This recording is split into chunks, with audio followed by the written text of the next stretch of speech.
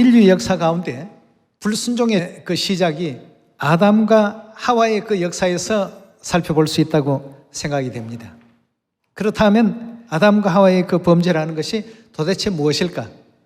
성경에서는 선악과를 따먹은 죄라고 이렇게 표현되어 있습니다. 좀 더 쉽게 설명하면 불순종의 죄가 되겠습니다. 모든 어떤 죄의 시작이 불순종에서부터 시작이 됐다는 것을 우리가 생각할 때 그 반대되는 순종이라는 것이 얼마나 우리 신앙에 있어서 빼놓을 수 없는 가치가 있는 것인가를 쉽게 이해해 볼 수 있는 대목이 아닐 수 없습니다. 미국의 그 초대 대통령인 조지 워싱턴의 그 어머니가 이제 생일을 맞이해서 많은 하객들로부터 이제 여러 가지 덕담을 이제 듣게 되었습니다.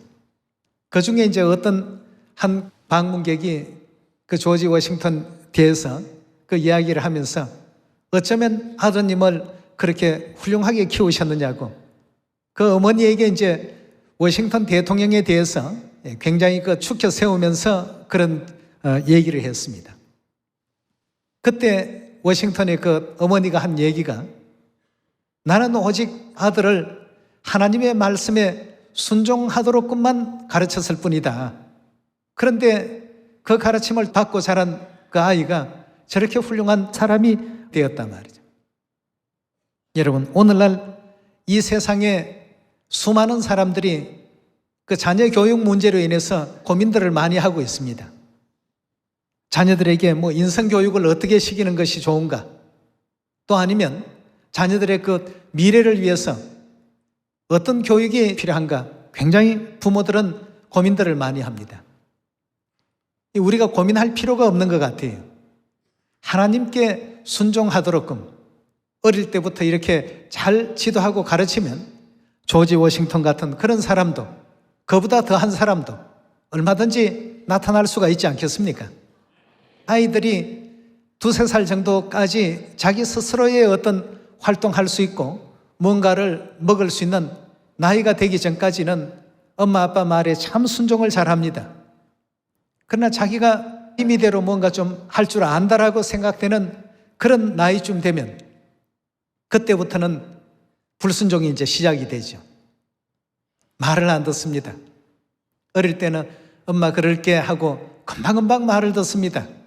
근데 자기 임의대로 할 수 있는 여지가 조금이라도 보이기 시작하는 나이가 되면 그때부터는 자기 고집이라는 것이 이제 생겨나죠. 고집이라는 그 자체가 이제 불순종입니다.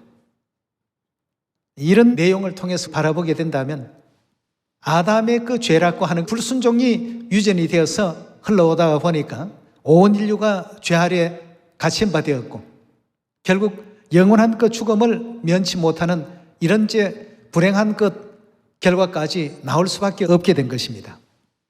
우리 로마서 5장 12절의 가르침을 함께 보겠습니다. 이러므로 한 사람으로 말미암아 죄가 세상에 들어오고 죄로 말미암아 사망이 왔나니 이와 같이 모든 사람이 죄를 지었으므로 사망이 모든 사람에게 이르렀나니라. 죄가 율법이 있기 전에도 세상에 있었으나 율법이 없을 때에는 죄를 죄로 여기지 아니하였느니라. 그러나 아담으로부터 모세까지 아담의 범죄와 같은 죄를 짓지 아니한 자들 위에도 사망이 왕노릇하였나니 아담은 오실자의 표상이라. 그러나 이 연사는 그 범죄와 같이 아니하니 곧 한 사람의 범죄를 인하여 많은 사람이 죽었은즉 더욱 하나님의 은혜와 또는 한 사람 예수 그리스도의 은혜로 말미암아 선물이 많은 사람들에게 넘쳤으리라. 또 이 선물은 범죄한 한 사람으로 말미암은 것과 같이 아니하니 심판은 한 사람을 인하여 정죄에 이르렀으나 은사는 많은 범죄를 인하여 의롭다 하심에 이름이니라. 한 사람의 범죄를 인하여 사망이 한 사람으로 말미암아 왕노릇하였은즉 더욱 은혜와 의의 선물을 넘치게 받은 자들이 한 분 예수 그리스도로 말미암아 생명 안에서 왕노릇하리로다. 그런즉 한 범죄로 많은 사람이 정죄에 이른 것 같이 의의 한 행동으로 말미암아 많은 사람이 의롭다 하심을 받아 생명에 이르렀나니라. 한 사람의 순종치 아니함으로 많은 사람이 죄인 된 것 같이 한 사람의 순종하심으로 많은 사람이 의인이 되리라고 했습니다. 여러분, 아담으로부터 온 인류가 물려받은 그 모든 죄가 예수 그리스도로 말미암아 온전히 다 사함을 받을 수 있는 이 내용 속에 중요한 두 단어가 있습니다. 불순종과 순종입니다. 하나는 하나님의 말씀에 대한 불순종으로 온 인류를 죄인되게 만들었고, 한쪽은 순종으로 말미암아 온 인류를 의인이 되게끔 만드셨다고 했습니다. 자, 그렇다면 이 불순종과 순종이라는 것이 우리 신앙에 있어서 어떤 문제를 가져오는가 하는 것을 쉽게 또 이해해 볼 수 있는 대목 아니겠습니까? 예. 히브리서 5장 8절입니다. 그가 아들이시라도 받으신 고난으로 순종함을 배웠다고 했습니다. 예수님께서도 하나님이시지만 육체를 입고 이 땅에 오셔서 우리 자녀들이 걸어가야 할 순종의 그 모든 도에 대한 것을 친히 자녀들로 하여금 따라오게끔 그렇게 길을 열어놓으셨습니다. 8절의 말씀 다시 보시면 그가 아들이시라도 받으신 고난으로 순종함을 배워서 온전하게 되었은즉 자기를 순종하는 모든 자에게 영원한 구원의 근원이 되시고, 여러분, 우리가 하나님 말씀에 순종하며 살아간다는 것, 우리 그리스도인으로서 가장 중요한 내용이 아닐 수가 없습니다. 자, 그렇다면 이 순종의 뒤에는 하나님께서 무엇을 예비하시고 약속하셨는지 신명기 28장 1절의 말씀 보도록 하겠습니다.